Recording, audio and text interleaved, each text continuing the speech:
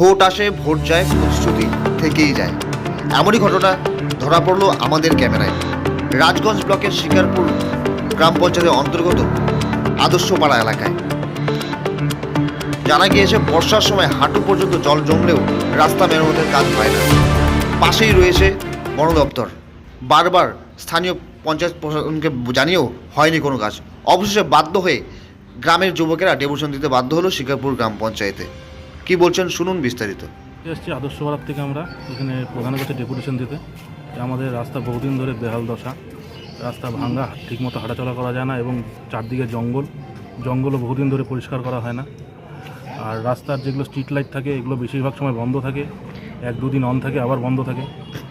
রাস্তার এই যে বেহাল অবস্থা কবে থেকে? বহুদিন ধরেই, এটা কয়েক বছর হলো, মানে আজ থেকে কয়েক বছর আগে, 7-8 বছর আগে রাস্তার কাজ হয়েছিল, তারপর আর কোনো কাজই হয়নি। তো বর্ষার সময় তো অনেকটা অসুবিধা হয়। বর্ষার সময় কাদা হয়ে যায়, দেখা যায় না, কিছু কিছু গর্ত জলে ভর্তি থাকে, এই জন্য অনেকে পড়েও গিয়েছিল আগের বার জলে। এর আগেও কি জানিয়েছিলেন প্রশাসনকে? এর আগে আমাদের লোকাল পঞ্চায়েতকে জানিয়েছিলাম, আমাদের বুথে বলেছিল হবে, তারপরে তো হয়নি। আজকে আমরা ডেপুটেশন দিয়েছি প্রধানের কাছে, এখন প্রধানকে এখন কবে হয় এটাই। আপনারা কি চাইছেন এখন চাইছি আমরা রাস্তার কাজ তাড়াতাড়ি দ্রুত হোক এবং সর্বসাধারণ যেন সুবিধা হয় পাড়ার লোকে।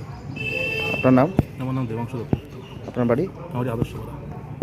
আমরা অনেক দিন ধরেই কমপ্লেন করে গেছিলাম এর আগেও, কিন্তু আমাদের হচ্ছে রাস্তার একদম বেহাল অবস্থা, প্রচণ্ড জল জমে আর ভাঙা, যেখানে সেখানে ভাঙা, তারপর রাস্তার আলো জ্বলে না অনেক দিন হয়ে গেল।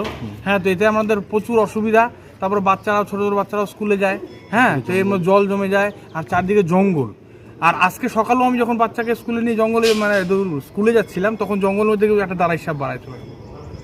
আজকে সকালের ঘটনাই বলতেছি, এরকম প্রতিদিনই হচ্ছে। তার বর্ষার সময় খুব সাপের উপদ্রব। হ্যাঁ, আজকেই বললাম তো, এই এরকম হচ্ছেই, প্রতি সময় হচ্ছে। তো এটা এখন আমরা আজকে আসছি, দেখি আজকে আবার একটা কাগজ জমা দেবো, দেখি কি হয়। এবং সবার আমরা সই করাইছি, হ্যাঁ, ডেপুটেশনটা জমা দিয়ে দেখি। এর আগে কি জানিয়েছিলেন? হ্যাঁ, এর আগেও আমরা জানাইছি, কিন্তু কোনো কাজ হয়নি। লোকাল পঞ্চায়েতকেও বলছি, আমরা সব জায়গায় বলছি, কিন্তু কোনো কাজ হয়নি। আমাদের কাজ হয়নি, রাস্তা হয় নাই। আজকে বাধ্য হয়ে আবার দেখি জমা দিয়ে কি হয়। আশা তো করবো যে কাজ হবে, দেখি এখন। আচ্ছা, আপনার নাম?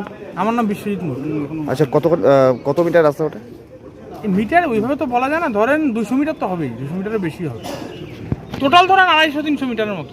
ঠিক আছে। গ্রামবাসীর একটা অভিযোগ, দীর্ঘদিন ধরে জানানোর পরেও কোনো কাজ হয়নি। কি বলবেন বিষয়টা নিয়ে? আদর্শপাড়া থেকে 3-4 জন আসলে আমাকে ডেপুটেশন দিয়ে গেছে রাস্তায় ঢোকার। রিসিভ দিয়ে দিছি আমি। বিষয়টা নিয়ে কি ভাবছেন? দেখি, আমি চেষ্টা করব এখন।